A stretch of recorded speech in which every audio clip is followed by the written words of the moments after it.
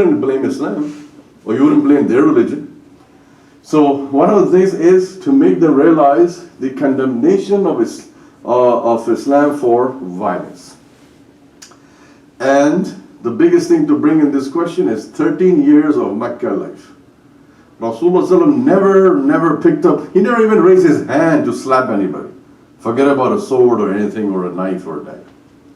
13 years, the role model, the leader of Islam faith, Muhammad is showing by example patience, perseverance. Although people heard him. A lot of these non-Muslims don't know that. They say, really? Your prophet never fought in 13 years? What about all those battles? They think that the battles took place from day one. They read in the history books or they read online. They think that Muhammad was fighting a battle. Tell them all the battles took place after Hijrah.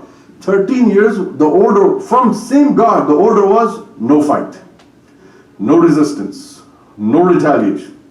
The same God who allowed fighting is the same God who ordered restraint.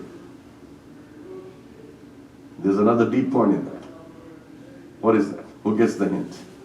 I repeat my sentence. Let's see who's a genius tonight and awake. The same God who allowed fighting and killing is the same God who ordered 13 years of restraint. Restraint. Don't fight. So what's the hint? What's the message from God? If Allah is saying 13 years, don't fight, peace, persevere, bardash, restraint. That same Allah says, okay, that is in Surah Hajj. Allah says, Uzina lilladhina. It has been uzina. Uzina means it has been given permission. Go. You are given. Allah gave you permission to fight. Self-defense is... No. There is a right time. No. Situation. Allah knows what is going to happen. Of course Allah knows that. The same God who said restraint, then he says fight. Just. Just. Patient. No, not just, not patient. That's you're missing the deep point. So the same God told them to fight in the war. Yeah. The same God told them in other times to be peaceful, like these times. Right. So what's the hidden message God is giving you? Allah is giving you a hidden message. Islam is a peaceful religion. Don't retaliate unless somebody attacks you. Why didn't Allah allow them to retaliate in Makkah? Obedience. Obedience of what?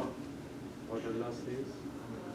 Indirectly, yeah. Well, you have to first... You guys are focusing on God. You're focusing on God in the sentence, or Allah.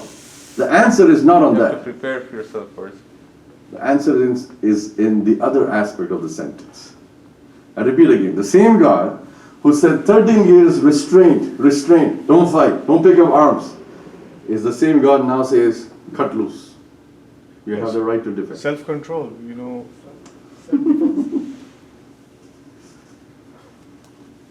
Okay, I'll give you a hint, another question. Who do we fight for? Huh? Who do we fight for? For Allah. So Allah is saying you can't even take somebody's life. You don't fight for yourself. The same God who's telling you restrain, bardash, sabr, he then says now you can fight. Okay, so what is he saying?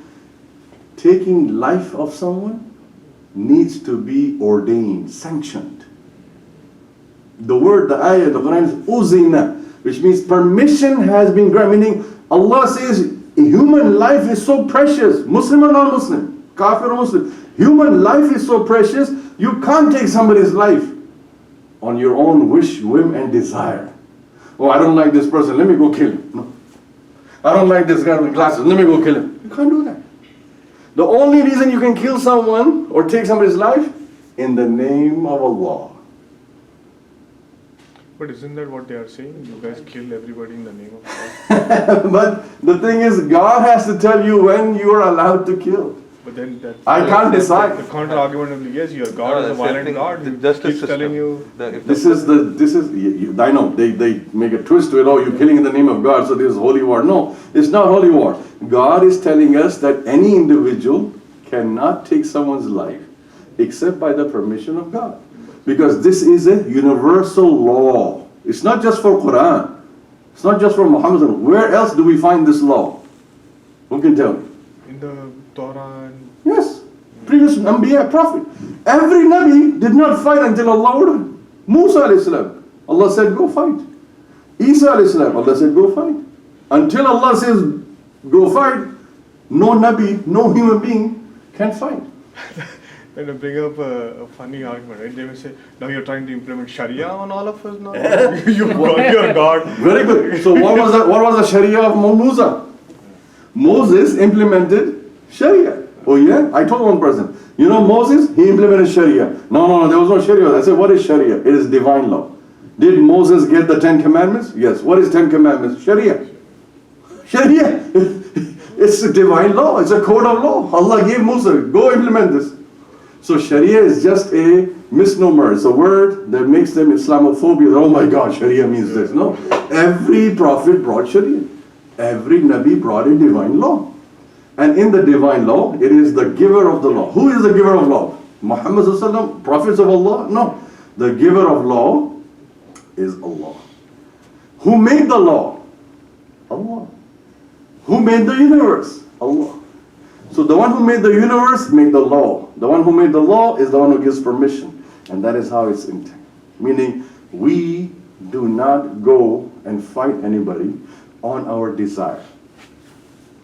Taking law in the hand is not allowed by Allah. If that was the case, they'll be fighting in Mecca. 13 years in Mecca, they would have been fighting.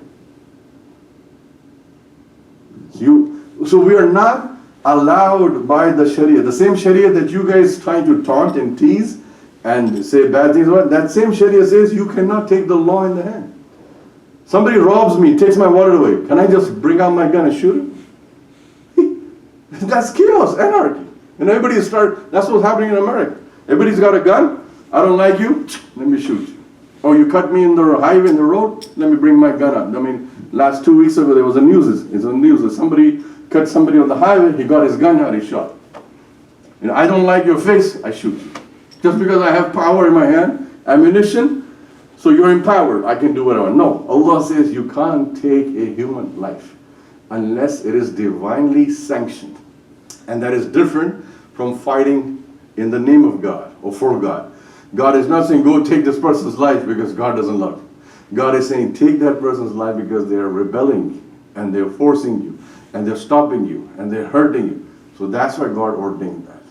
It's a counter argument we hear more often. Yeah. Like when you guys come to power, you start fighting. Like in Makkah, you were weak. So now when you have a state and you have power, now you... Yeah, that's very good. argument the children of Israel use in Khyber, they have these posters, Khyber, this is very good argument. There's a counter argument for that. Muslims, we ruled in Spain 800 years. We were just killing people. We gave asylum, Muslims gave asylum to Jews. Christians were butchering the Jews. They had nowhere to go. They were ransacking them. They came and hid in Muslim households. Our time is finished. So that is what we show them. That look, don't take one thing out of example. Muslims had power, rule in Spain, 800 years. Muslims in India had a rule. Right now this India and BJP Modi is shouting so much. They were nothing. They were foot dust. How many years? 800, 900 years Mughal Empire in the Indian subcontinent. That's centuries, 8, 9 centuries. And how did they treat the Hindus? Pick up the whole history of the Muslim empire in India.